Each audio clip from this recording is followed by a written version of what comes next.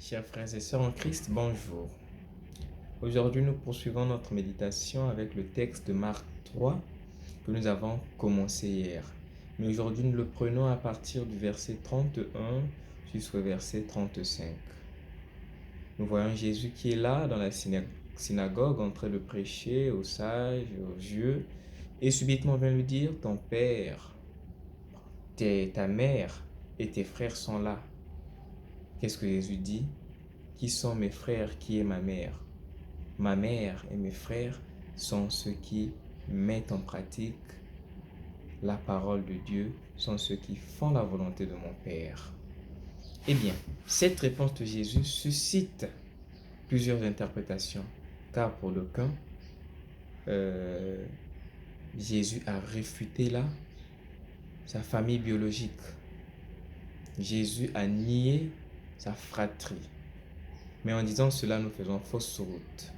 Parce que Jésus qui est fils de Dieu, Jésus qui est Dieu qui nous dit « Honore ton père et ta mère », ne peut pas nous dire, ne peut pas réfuter ou bien être impoli à l'égard de ses parents.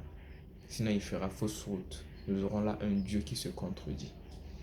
Mais ce que nous devons comprendre dans ce texte, c'est que Jésus est dans sa famille. Il nous montre la dimension spirituelle qu'il a en incluant sa famille spirituelle.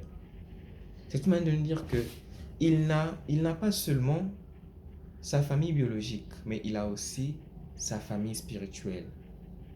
Il est là en train d'exercer son métier et c'est mal poli qu'il laisse les gens avec qui il est pour aller saluer sa famille biologique. Essayons de dire ça comme ça. Il ne peut pas laisser le travail, le boulot qu'il est en train de faire pour aller saluer sa famille biologique. Il dit, qui sont mes frères? Qui est ma mère? C'est ceux qui font la volonté de mon Père. Il ne dénigre pas Marie, il ne dénigre pas ses frères. C'est une manière de montrer à ceux qui sont là que j'ai un corps, j'ai une âme. J'ai une famille biologique, une famille physique, une famille charnelle et j'ai également une famille spirituelle. C'est l'interprétation que nous pouvons donner à ce texte. C'est pour nous dire que nous, chrétiens, chrétiennes, nous, fils et filles du bon Dieu, nous avons, au-delà de nos familles biologiques, une famille spirituelle que nous devons aussi entretenir. Une famille spirituelle avec qui nous devons passer le temps.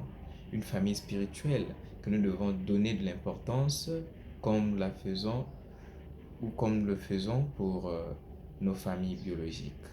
Sainte et excellente journée à tous.